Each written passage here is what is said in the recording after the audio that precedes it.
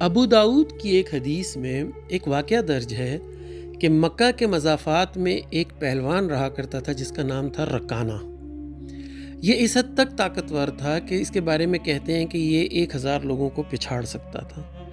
اسی وجہ سے یہ لوگوں کے ساتھ نہ ملتا جلتا، نہ کوئی بات کرتا، اور یہ اپنے جانوروں کے ساتھ مکہ کے مضافات میں رہا کرتا تھا۔ نبی کریم صلی اللہ علیہ وآلہ وسلم نے اسے دعوت دینے کا فیصلہ کیا اور آپ اس کے پاس گئے۔ جب اس نے آپ کو دیکھا تو اس نے کہا کہ اگر آپ نے مجھے پچھاڑ دیا میرے ساتھ کشتی میں تو میں آپ کا دین قبول کر لوں گا۔ آپ صلی اللہ علیہ وسلم نے اسے پکڑا اور اٹھا کے زمین پر پٹخ دیا۔ وہ حیران ہوا، اس نے کہا یہ کیا ہوا؟ اس نے کہا یہ غلط ہو گیا، دوبارہ سے کرتے ہیں۔ جب اس نے دوبارہ کشتی شروع کی تو آپ صلی اللہ علیہ وسلم نے اسے پھر اٹھایا اور زمین پر دے مارا۔ وہ زمین پہ لیٹا وہ سوچ رہا تھا کہ یہ بات کوئی غلط ہے، آپ اکیلے اس طاقت کو نہیں کر سکتے، آپ کے ساتھ کوئی اور شامل ہے۔ اور اس نے کہا کہ نہیں، ایک آخری بار ہم پھر کشتی لڑیں گے۔ آپ صلی اللہ علیہ وسلم نے تیسری بار اسے پکڑا اور پکڑ کے زمین پہ لٹا دیا اور اس پر بیٹھ گئے، اور پھر اسے چھوڑ کر اٹھ کھڑے ہوئے، اور آپ نے اسے کہا کہ اب بتاؤ۔ اس نے کہا کہ تم مجھے نہیں ہرا سکتے، تمہارے ساتھ کوئی اور طاقت شامل حال ہے جو کہ انسانی نہیں ہے۔ خیر، اس واقعے کے بعد آپ نے کہا تم اسلام لے آؤ۔ اس نے کہا نہیں، میں اسلام تو نہیں لاؤں گا، میرے جانور آپ لے جاؤ، جتنی بھیڑ بکریاں آپ کو چاہیے۔ آپ نے کہا مجھے تمہاری بھیڑ بکریوں سے کوئی سروکار نہیں، تم اگر اسلام قبول کرتے ہو تو ٹھیک ہے۔ اس نے جاتے ہوئے نبی کریم صلی اللہ علیہ وسلم سے کہا کہ آپ نے مجھے شکست دی ہے، ورنہ آج تک مجھے کوئی شخص شکست نہیں دے سکا۔ اب آپ یہ سن کے واپس جا رہے تھے، اس دوران صحابہ کرام رضوان اللہ علیہم اجمعین پریشانی کی حالت میں آپ صلی اللہ علیہ وسلم کو ڈھونڈتے ہوئے نکلے، اور آپ کو ڈھونڈ لیا انہوں نے کہا حضور ہم نے دیکھا تھا کہ آپ اس رکانہ کی طرف جا رہے ہیں، تو ہمیں خطرہ ہوا کہیں آپ کو تکلیف نہ پہنچائے۔ تو آپ نے مسکراتے ہوئے فرمایا کہ تم رکانہ کا حال پوچھ لو، کیونکہ میں اسے شکست دے کے آ رہا ہوں، جو کہ صحابہ کرام کے لیے بہت بہت عجیب بات تھی۔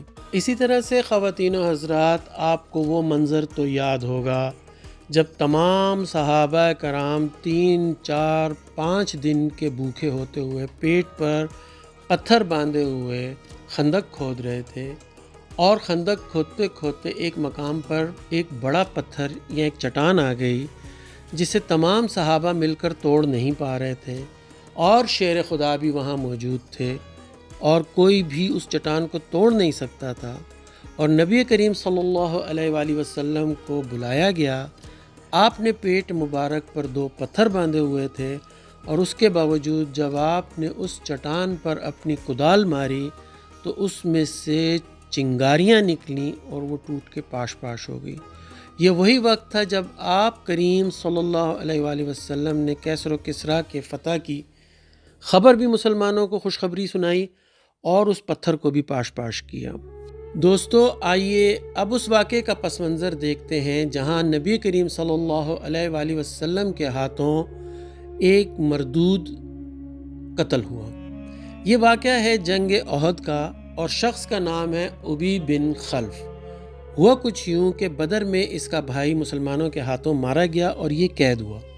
جب یہ قید سے رہا ہوا تو اس نے اپنے گھوڑے کو دانہ کھلانے اور یہ قسم کھانے میں اپنا وقت گزارا کہ میں ایک ایسا مضبوط گھوڑا تیار کروں گا جو نبی کریم صلی اللہ علیہ وآلہ وسلم کے نعوذ باللہ قتل میں میرا ساتھ دے گا، اور اس گھوڑے کو اچھا خاصا موٹا تازہ کیا، اور اس کے اندر تمام جنگی پینترے اسے سکھائے، اور جب احد کا واقعہ ہوا تو وہ اس گھوڑے پر سوار ہو کر اور مکمل طور پر زرہیں پہن کر نبی کریم صلی اللہ علیہ وسلم کی تلاش میں نکلا۔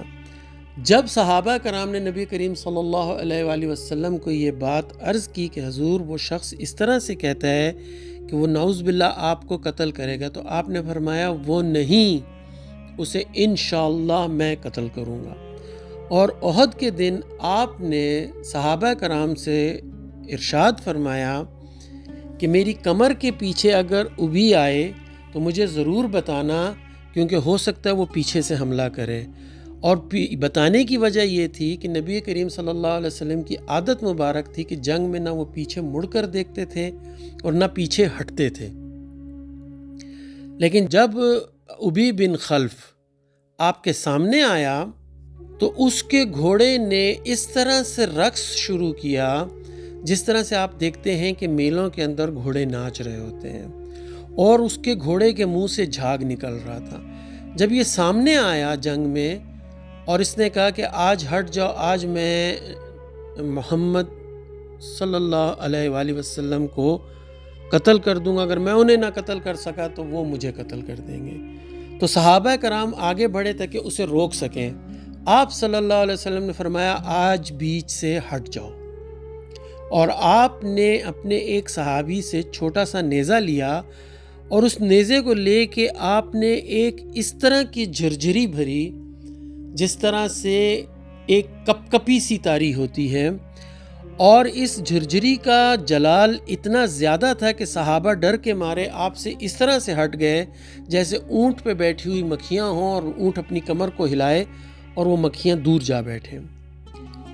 آپ صلی اللہ علیہ وسلم نے اسے کہا تیار ہو جاؤ، اور وہ بھاگتا ہوا اپنے گھوڑے پر، منہ زور گھوڑے پر آپ صلی اللہ علیہ وسلم کی طرف بڑھا۔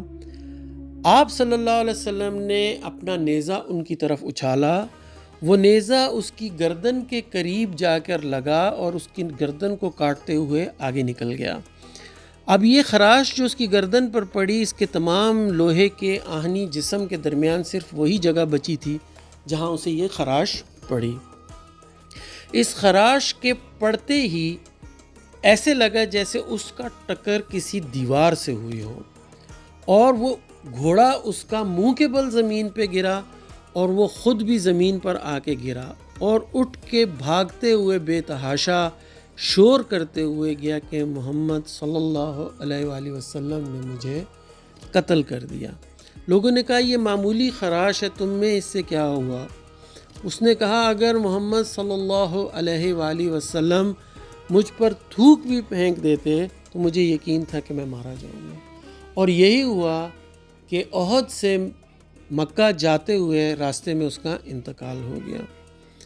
خواتین و حضرات، اس واقعے کے ساتھ میں آپ سے اجازت چاہوں گا، انشاءاللہ ایک اور نئے واقعے کو لے کر، جس میں ہم صحابہ کرام نبی کریم صلی اللہ علیہ وآلہ وسلم کی عظمتوں کا ذکر کریں گے۔